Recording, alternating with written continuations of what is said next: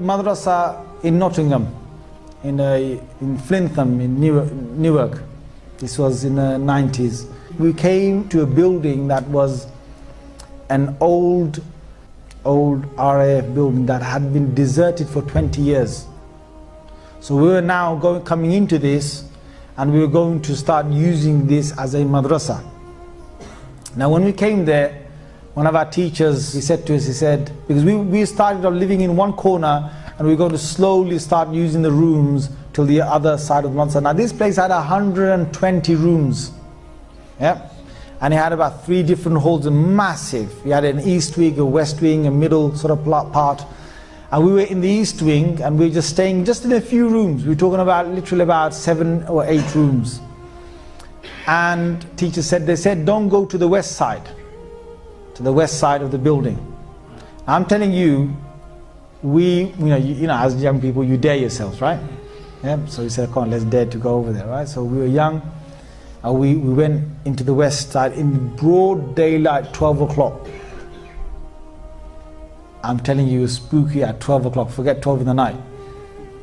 We're walking, and we were holding our arms, and we were walking together, about a good 7 or 8 of us. As we're walking, we can hear doors banging, bang, bang, creaking, things opening. You know, we just run. We were saying, you know, our kalimas loudly, shahadas loudly, what about that loudly, Allahu la ilaha illa huwa al-hayyul qayyum, basically running, yeah? Now, you can imagine this place was really spooked up. And the teachers warned us, you know, don't go over there. Now what happened is one of these, there's this young kid, I'm not going to give you his name, he's probably grown up now, he's probably got kids now, all right? So I don't want to embarrass him when some of you might confront him. But he was from up north, and he was a kid, about 13 years old, I'd say, from Bangladesh. He didn't know a word of English. Forget anything else, right? He just knew Bengali. And he was the most quietest kid you can imagine. Just quiet, just sticks to himself, and that's it. And he's trying to become a hafiz of the Quran, and he only has done 1 juz. So one day what happens is that he sort of strays off, I don't know, he goes over to the other side, and he comes back. And no one sort of takes much notice of it, but he comes back, and the evening when we're all sitting together and we're sort of reading, I wasn't there in the hall at that time, but there were others who said it, but then I went over to the hall to verify this. So this is something that I have verified myself. What happened is that he came with his Quran up to his teacher. You can imagine a kid who's lallu pattu, who doesn't know a single thing, yeah? He comes with the Quran to his teacher, puts it right in front of him, and he says to him, he says, test me. And he doesn't say in English, he says it in Arabic. Now his kid suddenly knows Arabic, right? So he says, test me. And his teacher looks at him and he thinks, is he having a laugh? You know, those days, you know, the beats were a common thing, right? Thinking, shall I just make spaghetti out of him, you know, like, yeah? So this kid just seems to know, said, test me, any way you want, yeah? So the teacher says, okay, the Quran's closed. He said, okay, read from the 15th juz. So, Subhanalladhi asra bi abdi laylan min al-masjid al-haram ila al-masjid al-aqsa alladhi barakna hawlahu. And the teacher looks at him and thinks, what is happening to this kid? So the teacher then tests him from another place, and this kid now knows the Quran, and the kid challenges the teacher in speaking Arabic. And this kid has got really good Arabic all of a sudden, right? And then, you know, when we heard this, we came over, and I specifically went, you know, met him, and I started talking, and he started talking Arabic. Weird. So then we thought, okay, you know, whatever has happened, miracle of God, you know. And you wait. What happens is now this kid is acting really weird, because he goes and he gets a hair clipper and he shaves half of his head and he leaves the other half as it is. Takes his hat off, walks down the corridor with half of his hair on one side long, and the other half is completely shaven. Now kids are freaking out. Jinn, jinn, jinn, jinn. Right? So then, you know, the teacher grabs hold of him and says, well, you got to basically just shave the other half, so the shave the other half. So we've done that. Now, and he's acting all weird. He's doing things that sort of abnormal. So he then goes to bed, and okay, he's gone to bed. At about 2 in the night, all these kids, there's 6 to a room, and there's 3 bunk beds in every single room. So there's sort of 2 on every sort of bunk bed. 2 in the night, 5 of them from that room, from his room, come running down the corridor, yeah, banging on the principal's door, yeah. Jinn, jinn, jinn, jinn, jinn, jinn. So the principal gets up, says, "What's the matter?" Jinn, jinn, jinn, jinn, jinn. And the principal comes in, and there's only one kid sleeping. It's that one kid, the one that shaved his head, right? The one that knows Arabic all of a sudden now. Yeah? He said, "What's wrong?" He said, "Nothing." So they go back. He said, go back. Puts the ball in bed, comes back. And he says, after a little while, these kids are screaming back again. Down the corridor, knocking on his door, jinn, jinn, jinn. So he said, "What is it that's happening?" They go, "When we go into our bed places," yep. Imagine this guy's name is Imran. I'm just making it up. I'm not saying his real name, yeah? Imagine his name is Imran or something. They said that we hear all across the walls something dragging its nails or whatever it is and saying,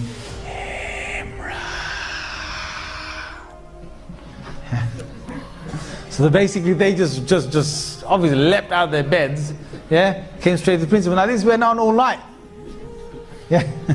Him taking them to their beds, then basically coming back. So then the morning came, and the main sort of teacher, Mullah Fadl Rahim Sahib, he called him over, and I was there serving breakfast.